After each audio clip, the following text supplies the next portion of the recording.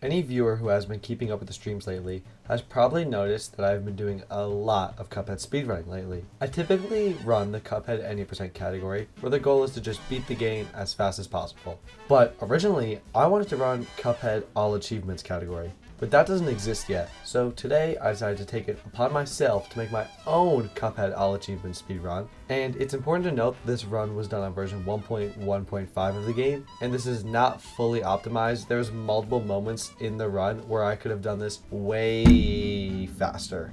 And I also won't be going over every single trick, just the ones that I think are important enough to this run. But with that out of the way, please enjoy.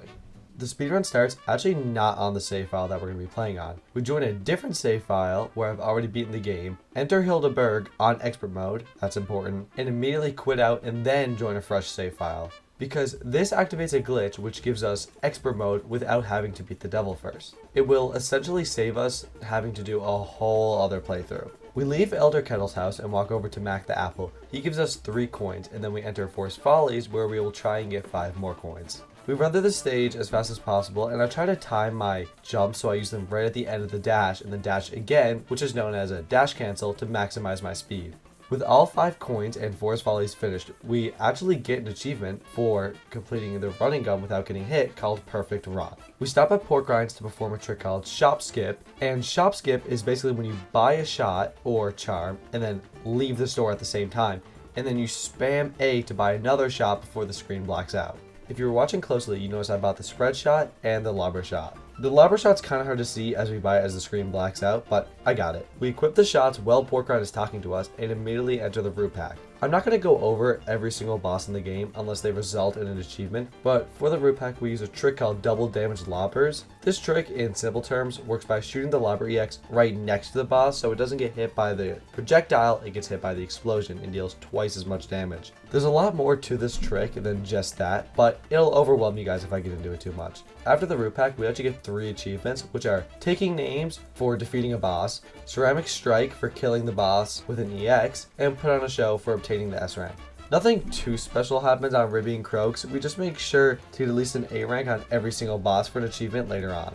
We take a pit stop at the mausoleum to grab the first super and clear the rest of aisle 1 with no issue, only stopping to do the other running gun pacifist and redo the first running gun as a pacifist. Now that aisle 1 is done, we just get a bunch of achievements. We get parry persistence for 20 parries, sheriff for A rank on all aisle 1 bosses, and a walk in the park for just beating the aisle.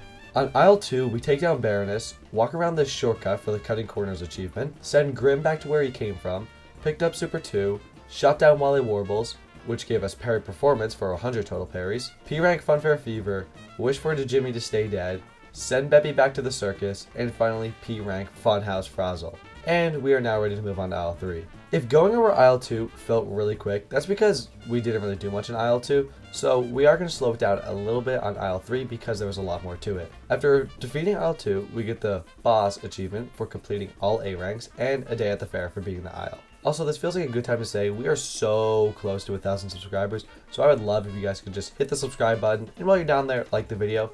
It goes way further than you guys would ever know, so I would really appreciate that. And thank you. Aisle 3 has a lot to be done, so I'll be taking it a lot slower than the other aisles. First up is Rumor Honeybottoms, where we decimate her, but if you can over damage her during the second phase so that the damage goes into the third phase, we can actually just either skip the phase outright or just stand in the middle and destroy her because she has such little health left. Since I refuse to go over Briny Beard in any detail, all you need to know is that we got a B rank, so I had to rematch him so we can get our S rank.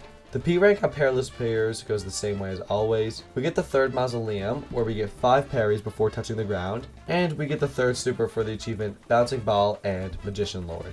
Only interesting part of Werner is that we got through the second phase super quickly, making use of the double damage lobbers, which I thought was pretty cool. We P rank Rugged Ridge to get the Pacifist achievement, and Coffer's Fool for collecting every coin in a running gun. Dr. Call is pretty similar to Werner, where the only interesting thing is that we essentially skip the second phase with the use of our super, then go on to Calamaria, which goes the same. The only difference is during the final phase we stay close to her face to avoid all of the freezes, which I thought's pretty sick. Sally's stage play is a waste of time, so we go to the Phantom Express next. Getting our A rank so we can get the mayor and a trip downtown achievements. There are also hidden coins scattered around the map that we've been picking up along the way, so we pick up our final one and then go buy everything in the shop. Well, almost everything. In my confusion, I realized that I forgot to get the coin in the tutorial all the way at the start of the game. So I had to walk all the way back to aisle 1, but at least we get High Roller for all coins and Butter and Eggman for buying everything in the shop. King Dice is forever free, and it also takes forever. So all you need to know is that we got Casino Night, and we also got Rolling Sixes for beating King Dice on 3 HP. We joined the Devil for the Selling Out achievement, and then we beat the Devil for Swing You Sinner. We get the King achievement for A ranks on Inkwell Hell, beat the Devil at his own game for beating the game on Expert, and Soul Save for just beating the game in general. But we are still not done. We have one more achievement left, where we have to beat a boss with only the Tiny Plane. Normally, this achievement is insanely difficult, but luckily, this achievement works with mini bosses too. So, inside the King Dice fight, the horse mini boss can count as beating a boss with just the mini plane. So if we just go through King Dice, stop on the horse, kill him with just the mini plane, and as soon as we see knockout, we can end time to get a rough 1 hour, 56 minutes, and 34 seconds. Now, remember, this was not an optimal run by any means. In a real Cuphead speedrun, they don't even time the loading zones, so we lost tons of time by timing them. That doesn't make a lot of sense. Anyway, we'll keep going.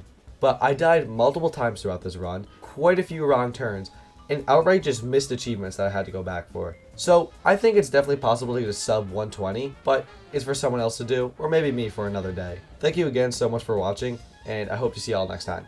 Goodbye.